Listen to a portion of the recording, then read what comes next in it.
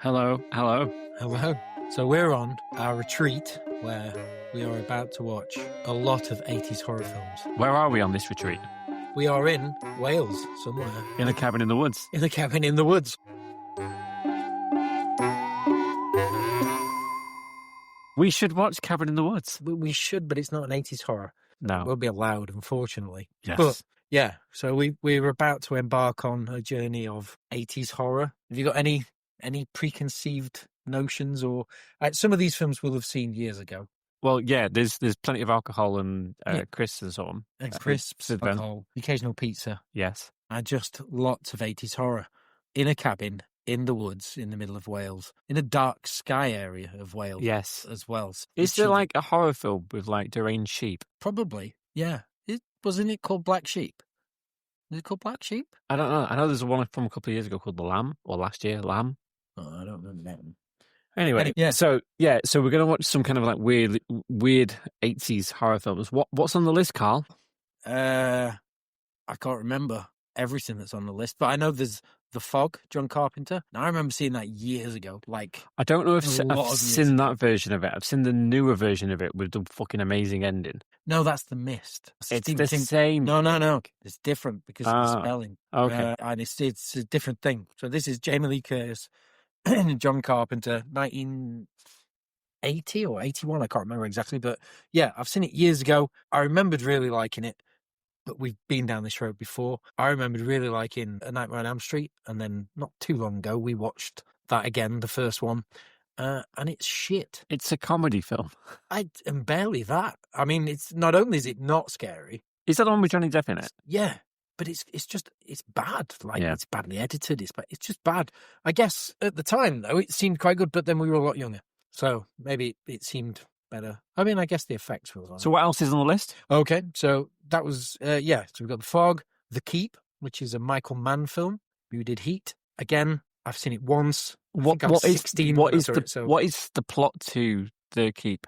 Well, this is the thing. I wouldn't really, I don't want to give you the plot because I'm not sure I've remembered it correctly. Let's just go into it knowing nothing. Okay. Because I've forgotten almost everything from it. But I remember liking it. Right, okay. Do you remember liking it? From 30 years ago. I guess it must have been about. Oh shit, no. Because I'm Oh shit, more than 30 years ago. Because I was born in the 80s and I'm in my 40s. So it would have been at least 40 years ago. Yeah, well, Fuck, I'm old. I'm not. I'm not that old. 35 years ago, maybe. Okay. 34, 35 years ago. You know, 35 years ago was 1990. Yeah. Okay. So listen, but I didn't see it when it came out. Right, That's my point. I'm not that old. I saw it after, and then Poltergeist. Yes. I remember that being The Spielberg film. Yeah, well, he produced it. He wrote it. Tobe Hooper in it. Yeah. But yeah, that because I've seen that once. Again, as a kid. Yeah, I've never seen it because I remember watching Ghost Watch on BBC. That freaked the shit out of me. But because it had a poltergeist in it, I've never wanted to watch Poltergeist. Have you gone back and seen that? Yes. It's shit. It's not. It's shit. It's shit. It's not as so bad. I can't believe we were fucking Sarah Green and Thingy from Red Dwarf. In my Craig defense, Charles. I was probably 8 when that aired or something. Yeah, I remember watching that live. But I was scared of that. And obviously Poltergeist and shit. Yeah, I get it. Yeah. So carry on. So what else have we got? The Hellraiser films. Yes, the original Hellraiser film. The original Hellraiser films. 1 and 2. I've only seen Hellraiser 3 with the magic box or whatever it's called. Which is out of... I mean, the first 2 are like the proper films, in my head. 3 is just an outright sequel because someone thought, actually, let's move it to America, spend a bit more money on it. Oh, so the first 2 are... Obviously, it's Hammer Horror, isn't it? So it's not Hammer. No, Hammer? It's Clive Barker that wrote it, though. So, okay. And I thought Hammer Horror was meaning it was British. No, Hammer was a type of... Pants. Yeah. Hammer and time. It's also a type of tool that you can use when building stuff. No, that was a company, Hammer Horror. But yeah, Hellraiser wasn't that. Hammer Horror had finished well before Hellraiser got that. Hellraiser was, I think, 87 and Hellraiser 2 was 88, 89, I think. 52 years ago. 52 years ago. Yeah, so I remember those being really good. Okay. Again, I've not seen them in a long time. Seen the remake. I quite like the remake. It's a bit slow. It's a bit of a slow burner, but I liked it. I'm squeaking my chair. Yeah, stop squeaking your chair, Carl. The listeners are going to be like, what the fuck's that? Well, it just makes it feel like they're in the room. Yeah, but they don't want to be with the squeaky squeak because some people are going to have headphones. The one person going to actually listen to this. I can't help that the one chair that I picked is squeaky. Well, stop leaning back on it. I can't. It's been a long day. Yeah. So, what's Hellraiser 1 and 2? Yeah. I think when we were looking at things like, although we've seen these more recently, so we don't actually need to necessarily watch these again. You've got the Werewolf in London. That's not on the list. Seen that recently. Yeah. It's not on our Hellraiser list. 1 and 2, Poltergeist, The Keep. I've also added VHS Halloween. Okay.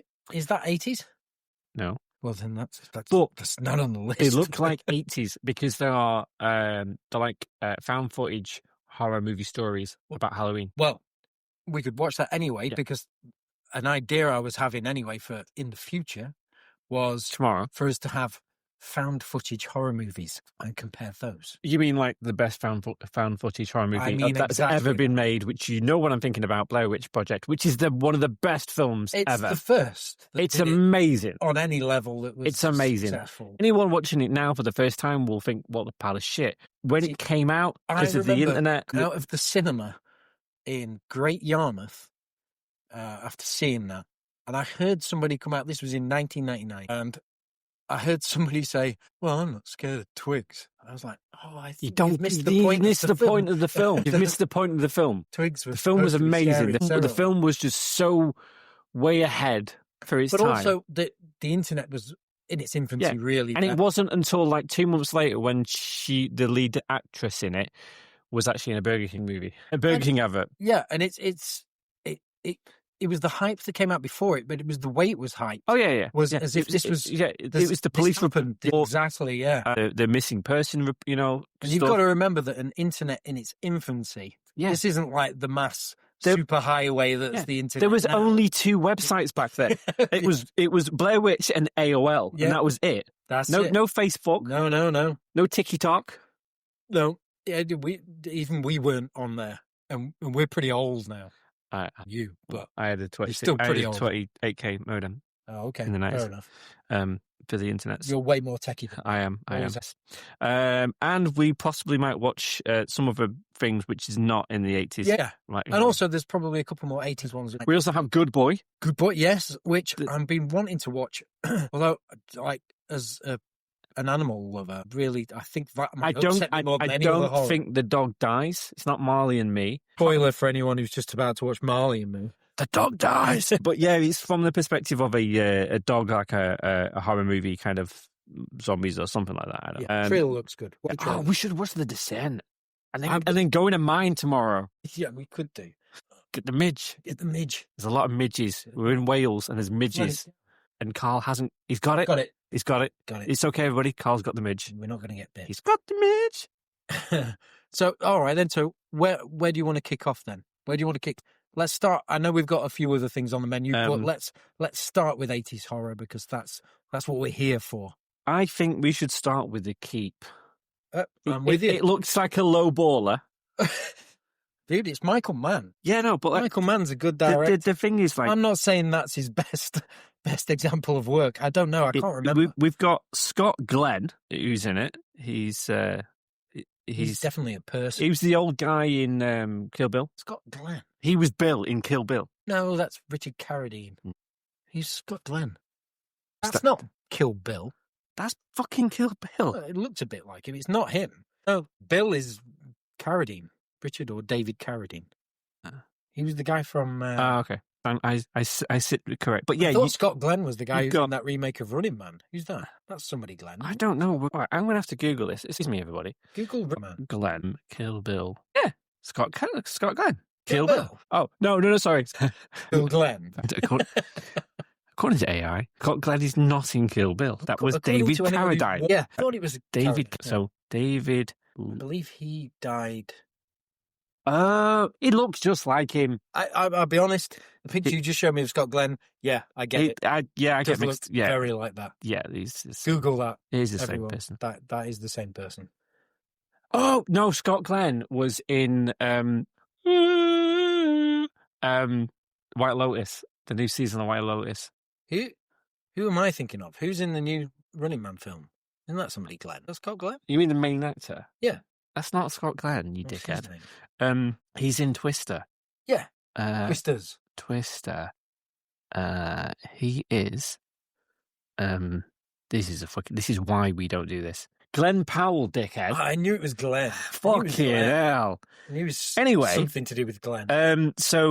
And maybe we could probably watch The Astronaut, which is not an 80s horror. It's no. a 2025 horror. First things first, though. We're going to make sure we're going to hit these 80s horror because this is the debate. Yes, for the next issue. The debate of the... Anyway, so we're going to watch The Keep, and then we're going to have more tasty beverages, and then we'll tell you what it is and what the hell happened. If you actually hear the next part of this, it means we're alive and we haven't died. Yeah? Yeah, we might be a bit more drunk as well. Okay. Please come back for the next part. Goodbye.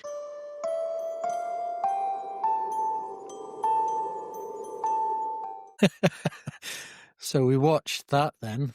Yeah, so we just watched The Keep from 1993. 1983. Fucking hell. We just watched The Keep from 1983. And what did you think, Carl? Well, it's not quite as I remembered it from my youth. What's the... So you can explain now what the actual plot is. So Nazis take over a keep, basically. I think it's in order to secure a pass or something like that, and find something in the keep, basically. It really isn't any deeper than that. And then there's something in the keep that's been supposed to have been kept in the keep. So this keep is it's in the Carpathian Mountains in Romania. Yeah. But actually filmed in Llanberis in Wales. Near where we actually currently are, which is quite weird. And there's this. The Germans. They arrive at this keep, and there's like these priests in this little village, and the priests are kind of like, "Oh, you can't go in the keep. Can't stay there because it's a sacred kind of ground." But Nazis being Nazis. They're kind of like, yeah. I was going to do a fucking German accent, but I'm not going to. Yeah, maybe shy away from the accents they did. So the Germans kind of like were like, no, it's our keep. We got fucking. I'll stop it. It's our keep. We're gonna stay the night and we're gonna take over because we need this as a little keep. Get it? So we need this as a place for us to kind of like control the area. Blah blah. So they stay one night, and all of the Germans, some of the German soldiers are kind of like, oh look, there's all these crosses, and all the crosses that they think is made of silver. So they try and like hack out this one of the crosses from a wall, which then opens a passageway down below to where this creature is located. Exactly. I think that summed it up. And then the creature kind of goes out and then kind of gradually kills everybody. Then Magneto appears in his wheelchair. Should we just spoiler warning? Spoiler warning for anyone who is going to watch it. Yeah. So Magneto appears. If you've ever seen any of like the X-Men films, like remember when like Magneto kind of like you kind of find out about him and he's in a Jewish internment camp and so on. So imagine Magneto, Ian McKellen. It is the same backstory. It's the same backstory, yeah. And he's there in his wheelchair, an old man, but for some reason he's got a Chicago accent. And he's kind of like, he's there, but the priest from the village just brought him there to kind of like, so he can escape from the Nazis. But he's supposed to translate this etching, which is on the side of this slate in this mine. Which he does very quickly. He does very quickly, and he says, it's like, these words have not been said for 500 years. That's my impression. Pretty sure that was Alan Partridge. But moving on. Anyway, so there's these words and so on. And then all of a sudden, his daughter's like going to get some food. Fog comes along and kills the Nazis. And then she gets carried by this monster through these hallways to where Magneto's sat in his wheelchair. And then Magneto then kind of like makes this pact with the monster thing. And then all of a sudden Magneto's not gone from being like 80 to being like 25. And then the deal is that Magneto needs to take this talisman from the deep of the keep and take it from outside of the keep. And then this monster is kind of released. And Magneto says, if I do this for you, then you need to do for me is go to Germany and kill Hitler. Okay. Basically, that's the thing.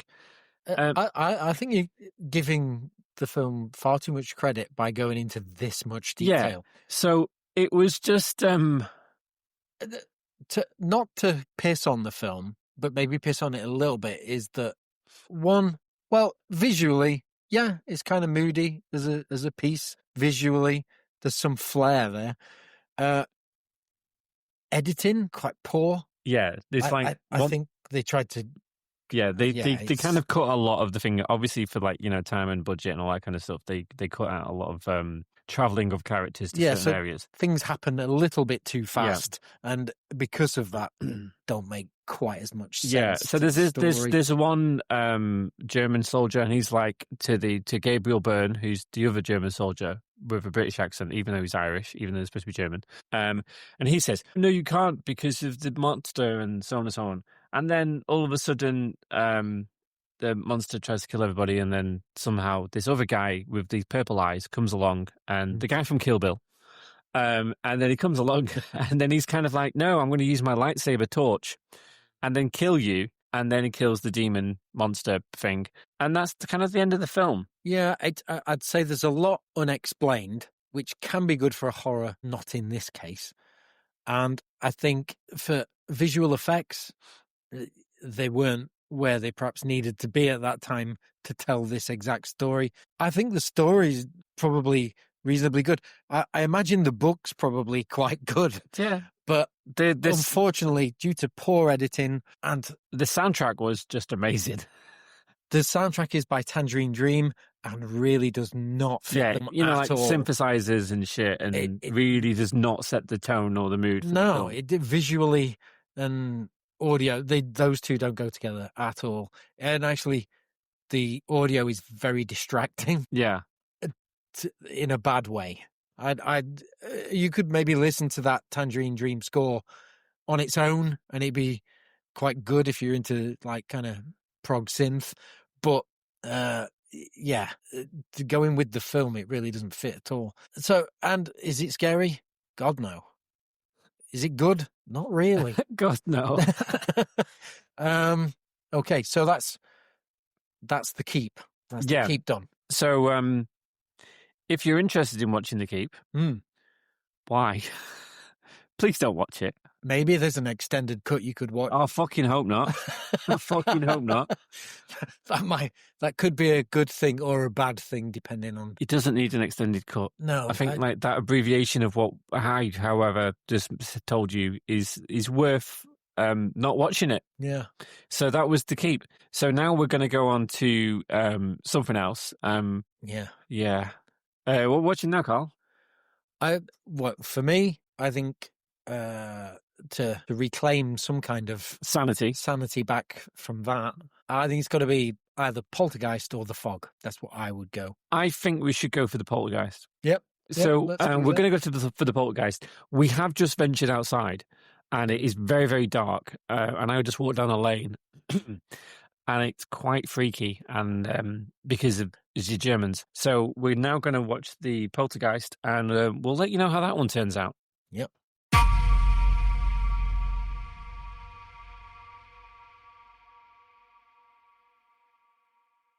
Well, we're back, and we've just watched Poltergeist. Yes. So better than The Keep. Yeah, a lot better than The Keep. Do you want to quickly tell the plot? Yeah, there's people in a house. The house has a poltergeist, and that's it, really, in a nutshell. Yeah. So the all of a sudden there's the child, and the child talks to the TV and says the whole "they're here," and then the child gets sucked into the TV, and then they get these kind of like Ghostbusters kind of people to kind of get the spirit out and get the daughter back. It was It's a good film. It's still a good film. It was very good. It was different. It was a bit weird in some parts. I think there's some questionable parenting skills in the film. Yeah, the fact that the parents are there like smoking weed while their children are being taken away by spirits. Yeah, it was. It was all on an ancient Indian burial ground. The Simpsons episode. Yeah, it was good. I think it's aged quite well. Really. Oh yeah, for when it was made, for 82, was it? Yeah, the fact that it was made 43 years ago. But then that's the same with The Thing. 82. Yeah, it's a good year, maybe. Yeah, the special effects have kind of like held up. I would definitely recommend to watch it. Yeah, it's definitely worth watching. I'd be interested to find out where the story goes. For the next one. Yeah, the only thing I can remember about the second one is the creepy reverend guy. That's all I remember. And I think because that's all I remember, I'm not sure if it's actually any good. Maybe it was just that bit that I found freaky. I don't know if the rest of it is more of the same. And I certainly remember the third one is in a high-rise apartment. With the same family? Yeah, I think it's the same girl. And they have the same little woman, the medium. With the little... Well, she's a medium, but she's a small. And she's a small medium. She reminded me of the... not Oompa Loompas. Harsh. Harsh.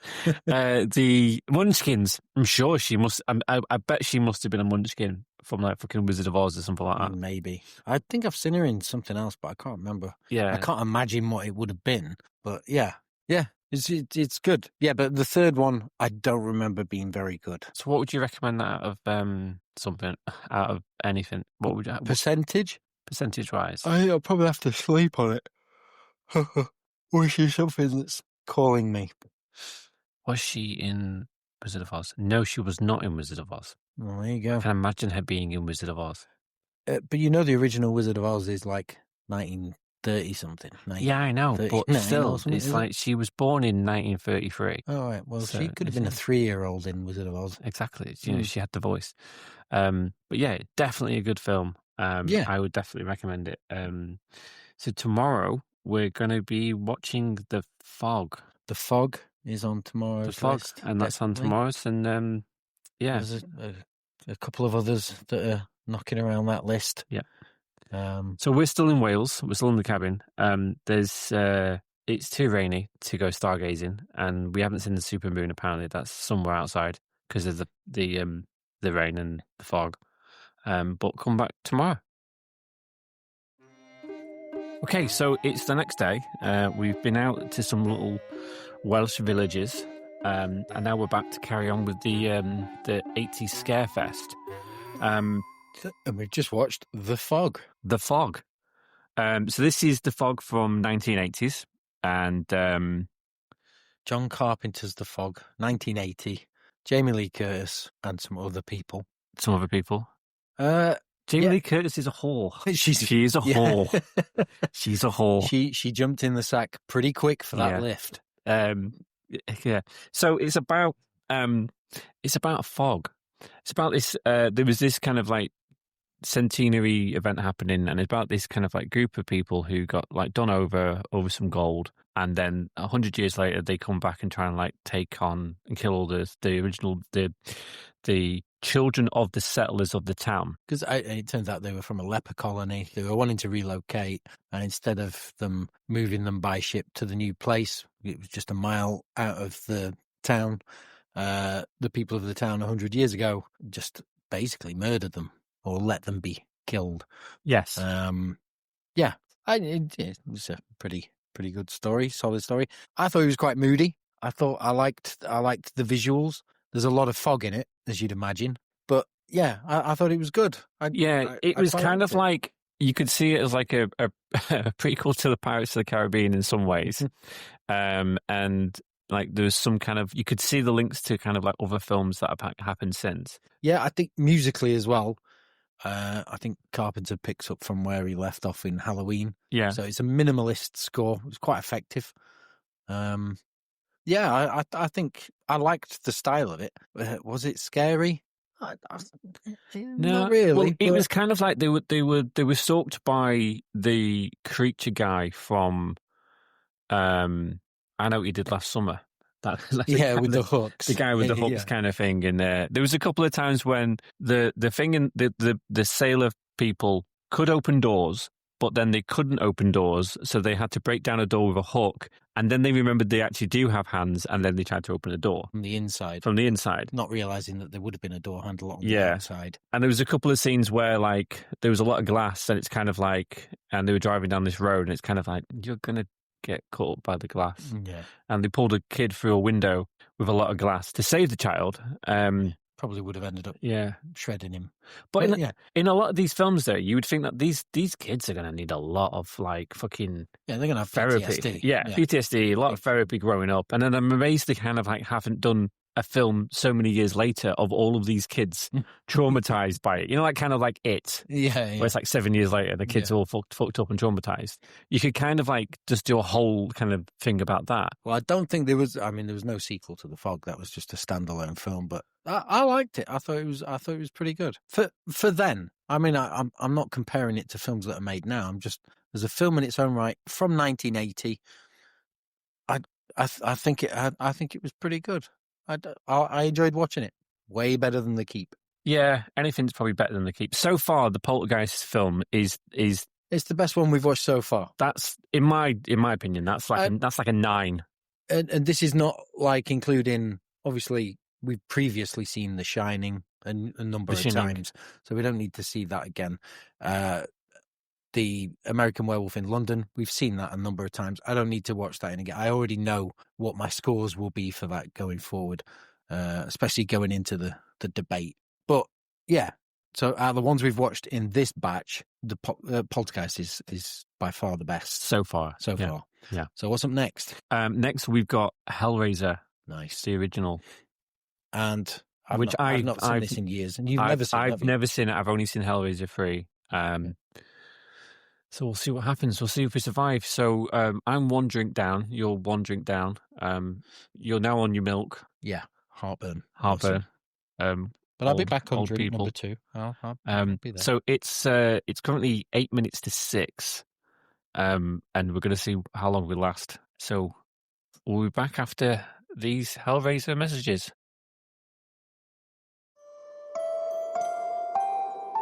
So, hello. Hello. And we're back again. We are, having just watched Hellraiser. Yes, Hellraiser. The 1987 Hellraiser. Yes. What do you think? I don't know. Don't know. You like it or not? No. I mean, it's a strange film. It's a very fucking weird film. It's about this guy called Frank who gets this box from some guy in the Middle East, and this trinket, which then opens a doorway to pleasure hell. And then these guys kind of come and do bondage shit and all the kind of things that he likes. And then he escapes and then lives in an attic. And then this family moves back. And then he then coerces his ex-lover into kind of like sacrificing people for their flesh and so on. So Frank can come back alive. So, what did you think? Well, I've not seen it in a good while, but I've read the book. And I've read the sequel book, Scarlet Gospels. And the book is better than the film. I think Clive Barker's a better writer than he is director. And obviously, 1987, I don't think they had a lot of budget. I think they did quite well with the budget. I like the idea of it.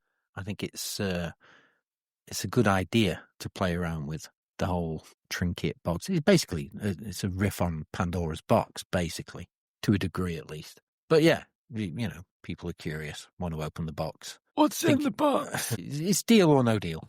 Yeah. But with worse consequences than being in the 1p club. Noel Edmonds. Yeah. So it's a film about like Noel Edmonds is this guy. Say, Noel Edmonds would have made that really creepier. Just Noel Edmonds. No Pinhead. No other fucking weird shit. No, just Noel Edmonds. He's there. He's like, I'm here for your pleasure. Welcome to Crinkly Bottom. There was a creature that looked a bit like Mr. Blobby with sunglasses on. Yeah. So there's that, and then there's all these sacrifices and shit, and then there's the daughter who then obviously realizes that she's opened the box, and then she has to sacrifice her Uncle Frank, who did escape. It's very weird. Some of it, obviously, it's nearly 40 years old now. There's bits of it which are just completely ridiculous. Some of the effects are quite poor at the end with the digital effects. I know there was better digital effects out there at the time because we've seen them in other films. But like I said, that was probably a lower budget affair. That this wasn't a big Spielberg produced production like Poltergeist or anything like that. This won't have had that kind of money. I remember seeing the third one, and the third one was a lot better. That was the first one I actually saw. But so far, out of the films we have watched, I would still say Poltergeist is the best. Same.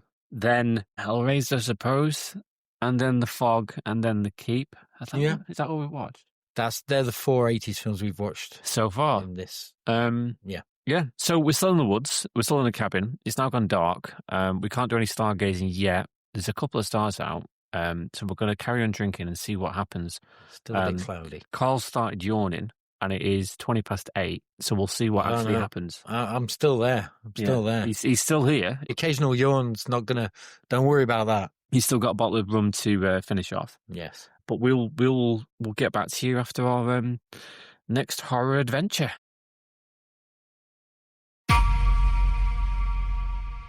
Hello. And we're back again. We've just watched another horror in the woods. We've just watched Good Boy. Good Boy. Yeah. I am. Good Boy. Good Boy. It's the horror movie about shot from like the perspective of the dog. What did you think of it? Can you explain the story? Because I can't explain the story. No, I think what I took from it was, and spoiler alert on this, we'll make sure we put a spoiler alert on this. I think, although I could try and tell you what it's about now, and I might be completely wrong anyway. But I think it's that the owner is dying, clearly. I think I got that much from it. Yeah, he has some kind of cancer or something. I think as he's dying, obviously the dog is obviously, it's man's best friend. It's wanting to save him. It's looked out for him in the past and everything like that. And it's still wanting to do the same. But in this house in the woods that he goes, what is it with houses in woods? Yeah. That he goes to, sort of die, I guess. He takes himself off to die. Is that the dog is seeing ghosts and shadows, demons, if you like. This is where it got confusing for me, is that if the story is about him seeing the ghosts of what will be, or, that kind of thing, the foreshadowing, if you like, of what's going to happen, and it's the dog's fear of losing the owner, then it was a very clumsy attempt at showing that. And I think what they've tried to do, if that is the case, is they've tried to put in too many jump scares and flashes of scenes that it muddies the water of what it's trying to say. If that's what it's about. Well, there was a kind of a side story where the actual house he goes to live in is the house of his dad's. Yeah, it's supposed to be cursed. And it's supposed to be cursed because his dad died there but they don't really explain why, but apparently he went a bit crazy or something. And his dad also had a dog. And then on the flashbacks of showing the dad on the VHS that he's looking back on and all that, the dad doesn't look crazy. No. And then the dad's dog was also stalked by something, but then the dad's dog didn't leave the dad's body, which is why the dad's dog is dead. Yeah. But whatever the fucking monster thing was, why was it then trying to get the dog when the dog was outside? And also, there's these other side character who's hunting in the area who puts like fox traps down. There's a scene where the dog gets trapped. So he escapes out of the house, runs across to find the neighbour, but then he gets captured in a fox trap. But then the next scene... The shadow thing catching... No. In the next scene, the dog is in a chain back at the house, and the owner is fine. And this is where I'm thinking... Chains him up. The owner is the shadow thing. Yeah. And the dog's seeing both. He's seeing because... But what happened to... Because the dog was in the fox trap, and then the dog then was back to the house, and then he put in the thing. And then... But why did he put it outside then? I don't understand why. Or is that because he's gone crazy? He Because didn't look crazy. he bit him, but then he didn't. But then when he looked at him, he wasn't bit. No, I don't know. It didn't make any sense. It's a bit fudged. I like the idea, I think, if that is the idea. But it was clumsily handled, and I just think they went for scare stuff over what was. The idea is really good. If it was story. actually from the dog's perspective anyway, it'd be in black and white. As the dogs can't see. But the dog also, it wasn't entirely from. No, I guess. Listen, I think the general idea was good. The dog is amazing in it. Oh yeah, the dog is fantastic. The dog is great, but it just didn't make a bit of any sense. It's a bit of a mess. And I really do not recommend watching it. I'll be honest. I was hoping that was going to be good because I liked the idea. I thought the trailer made it look really good, and you could tell it was a very low budget kind of like indie. Because of the special effects. The special effects were really bad. They were quite bad. Like you could tell someone had done it on a really bad computer at home. Yeah. But a lot of the effects that they actually did do, they didn't need to do it. I know. I think need to show some of the things that they did because they have no budget. It was better that they didn't show. Yeah, they could have just done it all from a side thing where they don't show anything. Like we've watched a load of 80s films which had lower budget in some ways and lower capability with regards to effects.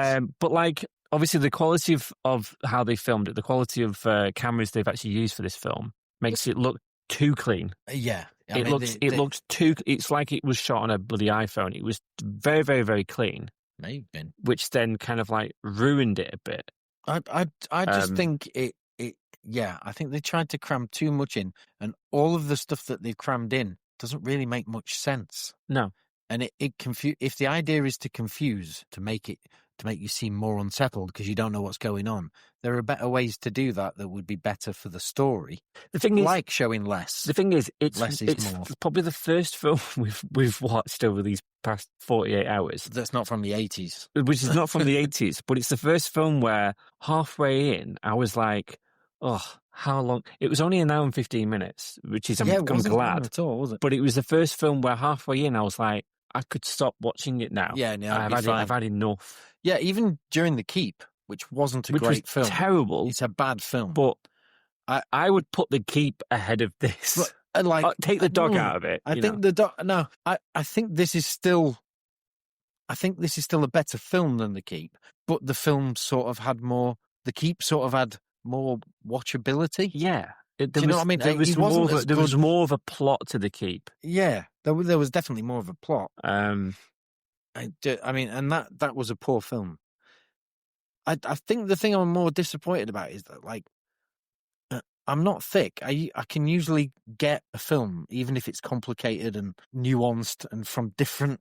Yeah, it just seemed very up its own arse. I think it just seemed like the idea itself was so original that they didn't need to try on everything else. And they probably did was they probably filmed a load of scenes with the dog doing tricks or whatever. Yeah. And then they were like, right, we've got all this footage of the dog now. Yeah, let's try and make a story behind it all. Yeah, I don't think they've started with a fully fleshed out idea. Which doesn't make, it's... It almost seems like either half an idea or there's too many ideas. It's like a good idea not fully realized, or it's lots of different ideas that don't gel and makes it a little bit confusing as to what's going on. Yeah. Could have been either way.